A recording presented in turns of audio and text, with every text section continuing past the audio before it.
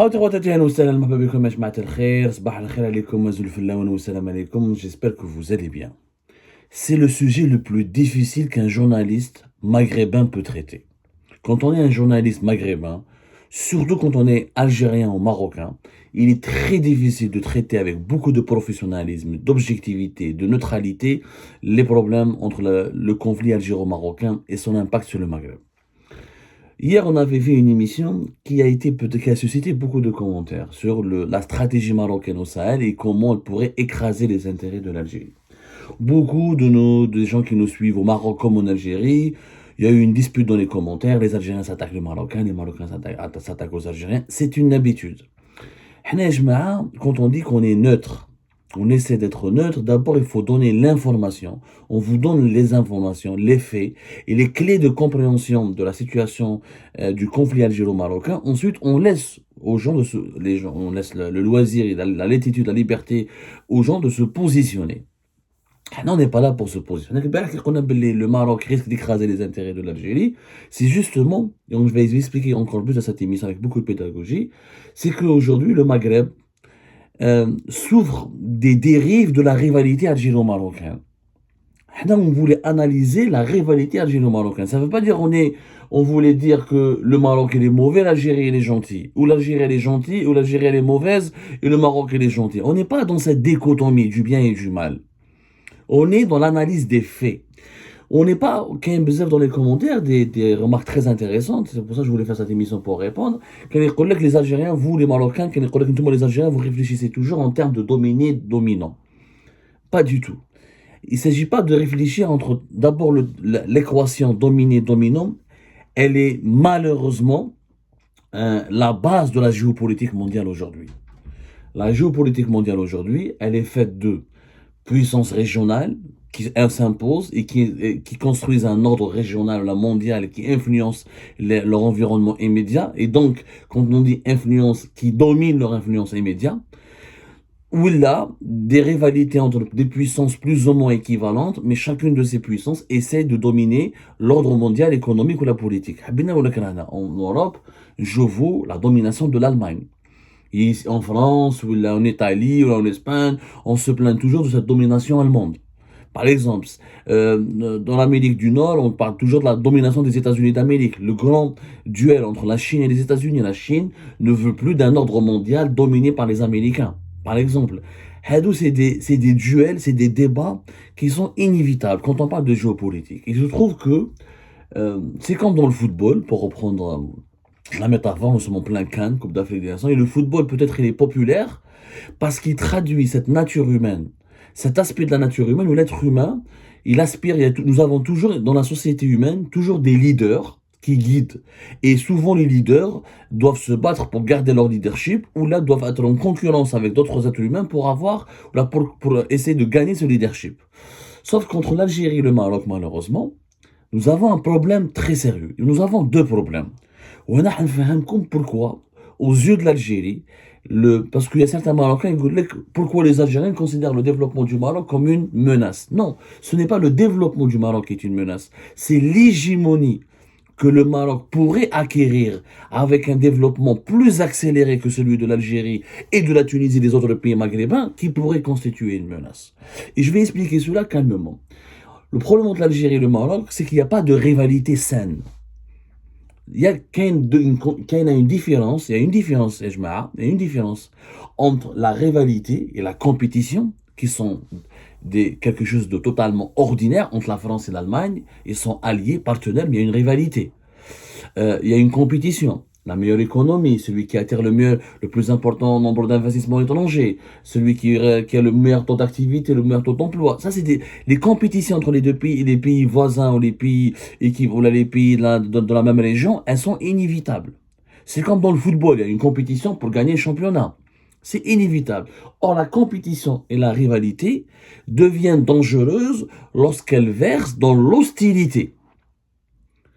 Entre l'Algérie et le Maroc, il n'y a pas une compétition, une rivalité. Il y a aujourd'hui une hostilité, une animosité. Pourquoi? Là, on aura le deuxième point. Le deuxième point, c'est quoi? C'est que nous, malheureusement, on va dire notamment de 2015 jusqu'à 2023 aujourd'hui. Je parle de 2015-2014 parce que j'utilise cette date-là parce que c'est la date du choc pétrolier de 2014 où les prix du pétrole ont pratiquement baissé de 60% entre 2014 et 2016. Ça a même baissé pratiquement à 50%. Le pétrole part jusqu'à même voilà, entre 50 et 60%. Et ça, l'Algérie, ça l'a totalement bousculé. Et là, l'Algérie, elle est entrée dans une sorte de crise, alors qu'auparavant, elle était un pays prospère, elle avait beaucoup de réserves de change, et que le régime Bouteflika avait lancé des grands chantiers pour construire le pays, pour rattraper tout le sous-développement et ce que nous avions. Parce que n'oublions pas que le problème de l'Algérie numéro un, c'était la décennie noire. C'est que pendant la décennie noire, nous avons perdu énormément de temps, énormément de temps. Et que le pays s'est lancé dans un grand programme de reconstruction de 2000 à 2014 qu'on le veuille ou non, qui a bien fonctionné. À partir de 2011, à partir de 2010, le pays est devenu riche, l'Algérie. Nous avons créé une classe moyenne. Il y avait des crédits à la consommation, il y avait beaucoup de voitures, beaucoup de logements. Le pays connaissait un dynamisme. Et depuis 2014, le quatrième mandat de Bouteflika malade, un système présidentiel très fort, donc le régime est devenu malade à travers la maladie de Bouteflika. Les prix du pétrole ont baissé quand même exactement de 65%, voilà. Entre juillet 2014 et février 2016, on est passé d'un baril de 110 à 35 dollars. Ça a bousculé les finances publiques. L'Algérie est dépendante essentiellement du pétrole et du gaz. Et c'est à ce moment-là où il y a la crise économique. À ce moment-là, le Maroc, entre 2014 et 2015 jusqu'à aujourd'hui, a lancé de vastes programmes d'industrialisation qui ont commencé bien avant. Et dans le symbole, ça reste l'usine Renault à Tanger 2012. Et le Maroc, le problème, c'est qu'il y a un déséquilibre industriel et économique entre le Maroc et l'Algérie et les autres pays du Maghreb. Et je vais vous donner les chiffres. Le déséquilibre, c'est quoi? C'est que le Maroc, a réussi un certain développement. Un développement diversifié. Alors, je donne les chiffres. Kenardo, par exemple, comment on peut analyser la situation économique d'un pays? Il faut voir toujours ses importations et ses exportations. Quand on prend par exemple les importations et les exportations du Maroc, quand on voit qu'en 2022, par exemple, alors les importations étaient importantes parce que c'était 67,3 milliards d'euros et le Maroc a deux grandes faiblesses. La fragilité de son agriculture face au choc climatique et à la sécheresse et sa dépendance pour l'énergie. Il n'a pas de pétrole, il n'a pas de gaz, il est obligé de les importer. Et comme l'année 2022, les prix du pétrole et du gaz ont été excessivement chers, donc les importations du Maroc étaient de 67,3 milliards d'euros. Par contre, les exportations marocaines ont augmenté quand même de 20%, presque 40 milliards d'euros. Qui joue pour les exportations marocaines, on a quand même les engrais, 27%. Les engrais, ça reste de l'industrie, une transformation industrielle. Les voitures, 26%. Les voitures, par exemple, le secteur automobile en 2022 au Maroc a enregistré une performance d'augmentation de 21%. Plus de 10 milliards d'euros d'exportation de voitures. Plus de 300 000 véhicules ont été exportés par le Maroc, essentiellement vers le marché européen. Et l'industrie automobile, grâce à Renault et Peugeot, qui s'est installée en 2019 dans la région de Qnitra, ça marche très bien. Vous avez quand même, malgré la sécheresse et tout, ça reste l'agriculture et l'agroalimentaire au Maroc, ça reste important. C'est le troisième secteur exportateur, 19% des exportations, avec plus de 7,6 milliards d'euros, alors que l'Algérie importe l'équivalent de 8 milliards d'euros en nourriture, le Maroc exporte l'équivalent de 8 milliards d'euros en nourriture. Regardez la différence. Quand il le secteur du textile, le Maroc est pas quatrième secteur avec 4 milliards d'euros d'exportation, ou le secteur aéronautique dans lequel le Maroc est en train de se développer, avec plus de 2 milliards d'euros d'exportation en 2022. Mais qui chauffe bon, le Maroc importe beaucoup les céréales, il a une agriculture, mais c'est pas un pays céréalier, il importe beaucoup les produits énergétiques, il importe d'autres produits de matières premières, mais c'est essentiellement sa dépendance par rapport à l'énergie, par rapport aux céréales, qui fait qu'il a beaucoup d'importations aussi. Même si la balance, même si le Maroc importe plus qu'il exporte, en tout cas c'était pour l'année 2022, et ça reste dépendant, ça dépend, si le prix du pétrole et du gaz baisse, le Maroc va rééquilibrer sa balance, mais au niveau de ses exportations, le Maroc est diversifié. Le Maroc a une économie diversifiée. Il exporte des voitures, des pièces pour les avions, du textile, il fait de la transformation industrielle du phosphate pour faire des engrais. Donc le Maroc a développé une économie qui est la plus diversifiée du Maghreb. La Tunisie, donc grande crise économique, notamment depuis la crise politique de 2021. Les Tunisiens, c'est un pays c'est un petit pays, avec tout le respect que j'ai pour le Tunisien, c'est pas pour diminuer leur valeur. Le Maroc, ça reste 36 millions d'habitants, l'Algérie, 45 millions d'habitants. Aujourd'hui, la Tunisie, on est dans les 12, presque 13 millions d'habitants. Et voilà, la Tunisie a importé pour 26 milliards de dollars, presque 27 milliards de dollars en 2022. Et elle en a exporté pour 18. Auparavant, la Tunisie, c'était l'économie la plus diversifiée. Ce n'est pas le cas à cause des crises politiques, des printemps arabes, de la transition politique et démocratique qui a échoué en Tunisie. Clairement, le pays est devenu ultra dépendant de ses importations et il dépensait de l'aide de l'Algérie. Donc c'est un pays très fragile. La Libye, la Mauritanie, la Libye, l'État n'existe pas encore.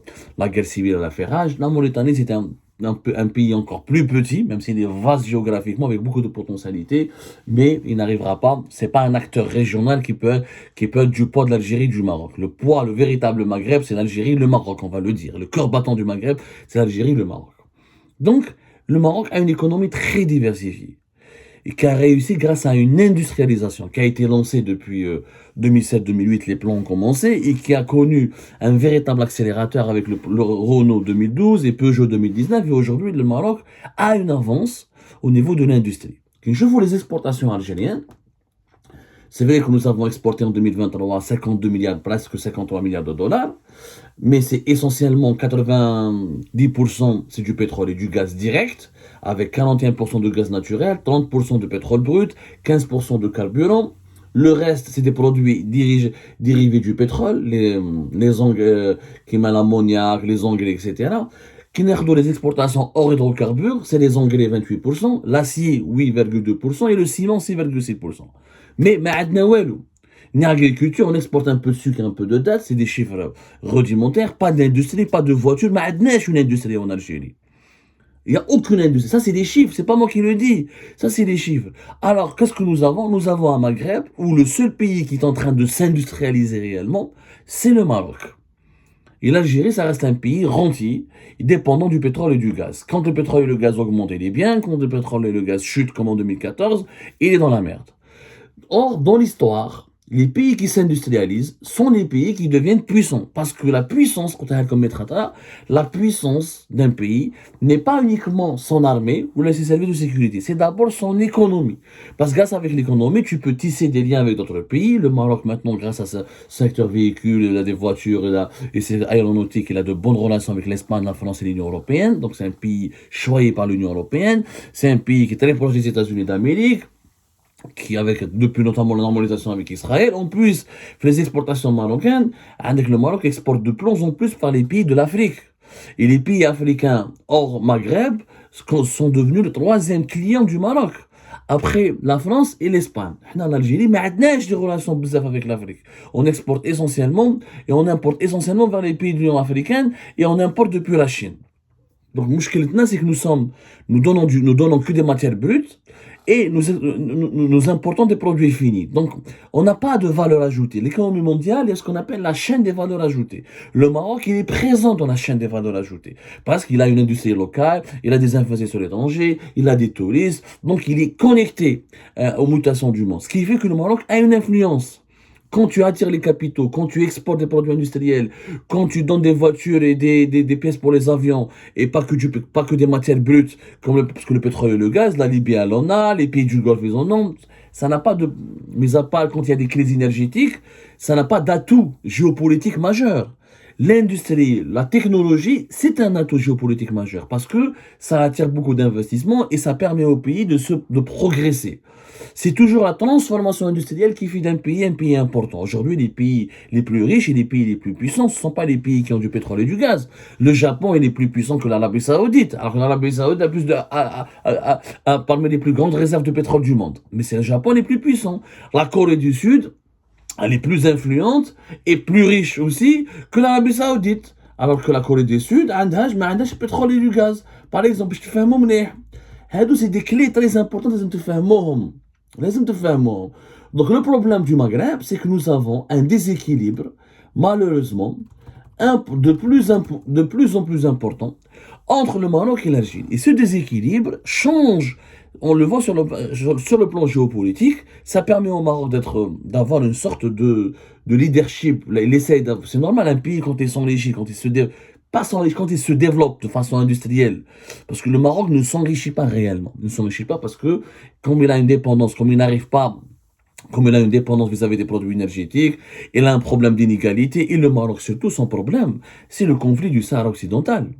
Ce qui est appelé le Sahara marocain au Maroc, mais ce qui est encore la communauté internationale le considère comme le Sahara occidental. C'est que 3% de la croissance économique marocaine, elle est tirée par le Sahara ou le Sahara occidental. C'est beaucoup d'argent. Si le Maroc avait continué à faire sa stratégie industrielle et économique, s'il n'avait pas de problème Sahara occidental, il aurait pu devenir un pays émergent. 3%. À peu près 3% de la croissance de son PIB. C'est-à-dire que c'est des milliards qui partent dans le Sahara. D'ailleurs, il n'y a pas d'études réelles qui nous démontrent que le Sahara occidental apporte à l'économie marocaine beaucoup de biens. Mais après, les Marocains, c'est une question de territoire national, etc. Ça peut se comprendre du point de vue marocain. En tout cas, du point de vue purement économique et pragmatique, le Sahara occidental bouffe beaucoup d'argent au Maroc. Il en bouffe pour l'Algérie, mais pas autant, parce que l'Algérie finance le Polisario dans des armes. Le Maroc, il doit financer son armée, se défendre, mais aussi construire le pays. Il y a des régions marocaines qui sont au nord du Maroc, qui sont aujourd'hui moins structurellement développées, avec beaucoup moins d'infrastructures que le Sahara occidental. Donc, il dépense beaucoup d'argent, ce qui ralentit son développement économique, ce qui crée des inégalités dans les régions, ce qui crée des problèmes d'inégalité, des problèmes de compétitivité et des problèmes de productivité. Parce que tu donnes beaucoup d'argent à une région, tu donnes beaucoup d'argent pour régler un conflit politique qui n'est pas encore réglé, même s'il y a la reconnaissance américaine, la quasi-reconnaissance de l'Espagne, mais l'ONU n'a pas encore reconnu le Sahara occidental comme territoire marocain. Donc le conflit se pose. Malgré cela, ce qui a créé un déséquilibre. Donc le Maroc, il est plus industrialisé, donc il essaye, quand un pays, il est le pays le plus industrialisé d'une région, c'est toujours le pays qui domine la région. L'Allemagne, la France, elle est plus puissante militairement que l'Allemagne, mais c'est l'Allemagne qui domine l'Union européenne, parce qu'elle a une industrie, une économie plus puissante. Au Maghreb, nous avons une domination marocaine qui dérange et qui menace les intérêts de l'Algérie. Pourquoi? Parce qu'il n'y a pas d'intégration régionale. Parce que comme il n'y a pas de coopération économique entre l'Algérie et le Maroc, donc il y a une hostilité politique. Donc le fait que le Maroc est en train de devenir le leader économique de la région, et ben ça dérange directement et ça menace les intérêts de l'Algérie. Ce qui est logique, d'ailleurs je ne suis pas le seul à le dire, un rapport de l'Institut allemand des affaires internationales et de sécurité publié fin de l'année 2022, il dit que le Maroc est en train de prendre une longueur d'avance par rapport à l'Algérie et la Tunisie, et que ça exacerbe les tensions avec l'Algérie, et que l'Algérie et la Tunisie ne peuvent pas se permettre d'accuser beaucoup de retard par rapport au Maroc, et que l'intérêt de l'Union européenne et d'aider l'Algérie et la Tunisie à rattraper le retard économique par rapport au Maroc et à rééquilibrer les rapports de force. Parce que avoir un Maroc qui domine beaucoup le Maghreb est mauvais. Pourquoi? Parce que le Maghreb, il est désintégré. L'Union européenne, avec un seul marché, une seule organisation, le développement industriel du Maroc pourrait avoir des conséquences positives sur l'Algérie et la Tunisie. L'Algérie pourrait aussi profiter d'une compétition saine avec le Maroc pour s'industrialiser aussi. Mais là, nous avons une animosité, nous avons un conflit politique.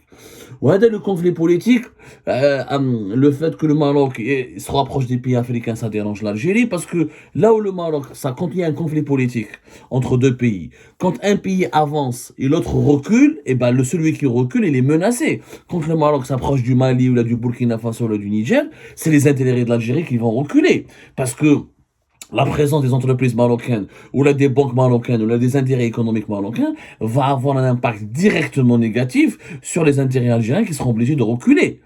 C'est ça, malheureusement. Donc, quand le Maroc et l'Algérie étaient comme l'Allemagne et la France, c'est moins grave. L'Allemagne domine économiquement la France, mais sur les marchés internationaux, il y a des partenariats, et ils défendent leurs intérêts communs, ils ont une seule monnaie commune. Donc l'Allemagne, la puissance de l'Allemagne, elle est bien pour la France parce que ça permet d'avoir un euro fort, et la France peut s'endetter auprès de la Banque Centrale Européenne pour couvrir ses déficits. Donc il y a un avantage. Quand l'Allemagne est trop puissante, il n'y a pas que des désavantages pour la France. Mais pour l'Algérie, le fait que le Maroc prend une longueur d'avance économique, c'est un désavantage pour l'Algérie, parce que l'Algérie va perdre des marchés, elle est en train de perdre son influence dans la région, et comme il y a un conflit politique avec le Maroc, qui n'est pas encore réglé, ça donne un avantage de puissance au Maroc au détriment de l'Algérie. Et c'est ça le problème dans lequel on se retrouve aujourd'hui. C'est que nous avons un pays qui évolue économiquement et qui utilise l'économie pour avoir de l'influence, notamment dans le bassin Europe, dans l'Afrique de l'Ouest et dans le Sahel, et dans le monde arabe aussi. Le Maroc est très... On a dans l'alliance du Maroc avec les Émirats. Les Émiratis investissent beaucoup au Maroc. Pourquoi? Parce qu'il y a une croissance économique, parce qu'il y a une économie qui se diversifie. Ils n'investissent pas ailleurs, ils sont pas cons les Émiratis. Cette alliance avec les Émirats se fait au détriment de l'Algérie, parce que quand tu fais une alliance avec un pays qui a un conflit politique avec son voisin, automatiquement ton alliance va hériter ce voisin, et elle se fera contre ton voisin. Donc c'est très compliqué. Le développement du Maroc n'est pas une menace réelle, n'est pas forcément une menace pour l'Algérie, mais c'est le produit de ce développement, c'est le leadership marocain, ou l'hégémonie que cela peut produire, que le développement marocain pourrait produire, qui est une menace pour l'Algérie. Si nous avions maintenant si l'Algérie pouvait avoir une économie diversifiée et industrialisée, il n'y aura pas de problème. Parce que là, on aura une véritable compétition. Mais les voitures ou les pièces des avions, ou un autre pays, mais il exporte uniquement le ciment, ou les engrais. Je suis à quelques engrais et quelques matériaux de construction. Ça marche pas. Ça marche pas. Donc il y a un déséquilibre. Quand il y a trop de déséquilibre, le pays qui évolue davantage économiquement va avoir de l'hégémonie. Or, l'hégémonie du Maroc sur le Maghreb et le Sahel, naturellement, elle est préjudiciable pour l'Algérie. Parce que l'Algérie, on n'aura pas, quand un pays exerce son hégémonie, on ne pourra pas se développer de façon saine. La preuve, avant la Deuxième Guerre mondiale, le Japon, quand il avait une hégémonie sur les pays de l'Asie, il n'y avait pas la Corée du Sud, il n'y avait pas la Thaïlande, les autres pays asiatiques ne pouvaient pas se développer. Mais depuis que le Japon n'a plus d'hégémonie, chef dans la Corée du Sud, chef dans la Thaïlande, chef dans le Vietnam qui est en train d'évoluer économiquement, parce que l'hégémonie d'un pays sur les autres pays de la région, elle bloque les autres pays. Donc le problème, c'est que l'hégémonie marocaine risque de bloquer le développement de l'Algérie. Le secteur automobile maintenant, qui va investir en Algérie? Est-ce que tous les investisseurs ne peuvent... Au Maroc, il y a 250 équipementiers. Est-ce que les 250 équipementiers qui fabriquent les pièces de rechange, les pièces détachées pour les voitures, vont vouloir s'installer en Algérie? Pas vraiment. Donc l'Algérie, si elle veut se doter d'un secteur automobile, elle est désavantagée par rapport à l'avance. Elle a perdu beaucoup de temps par rapport au Maroc. Donc il faut qu'elle trouve des solutions. Et donc ça pénalise son propre développement. C'est normal, je compte on est deux voisins. Ouad, il est de plus en plus riche, il vit de plus en plus bien. Ouad, il vit de plus en plus pauvre. Et la cohabitation, je crois qu'il y a des envies, qu'il y a des jalousies, qu'il y a une différence de niveau de vie sociale. Donc il y aura un problème de voisinage. Par contre, si les deux voisins appartiennent au même milieu social, il y a un bon dialogue, il y a une bonne entente. C'est ça le problème entre l'Algérie et le Maroc. C'est pour ça que moi je ne cesse pas de dire que l'Algérie doit se réveiller rapidement. Elle a beaucoup d'atouts, on a beaucoup de potentialités pour rattraper le retard industriel que nous avons accusé par rapport au Maroc, pour rééquilibrer les rapports de force. Et bien sûr, quand on sera d'un même niveau équivalent de développement industriel, là, il faut faire le Maghreb.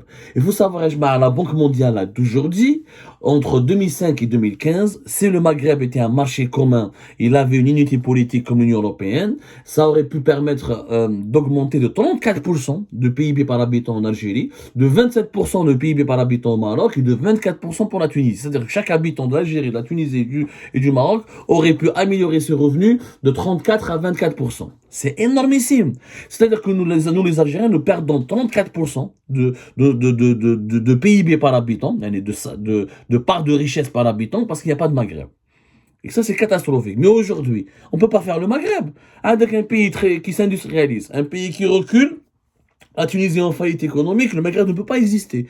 Pour qu'il y ait un Maghreb, il faut des pays qui partagent des valeurs politiques communes et qui ont un certain niveau de développement économique commun, pour qu'on puisse travailler ensemble. Mais واحد طالع بزاف واحد هابط بزاف ما نقدروش. Voilà ce que je pouvais dire sur ce sujet, et j'espère que ces explications pédagogiques peuvent éclairer la lanterne aux Algériens et aux Marocains, parce que les enjeux du conflit algéro-marocain, c'est un sujet très compliqué, et on ne peut pas vraiment les expliquer sans soulever à chaque fois des polémiques.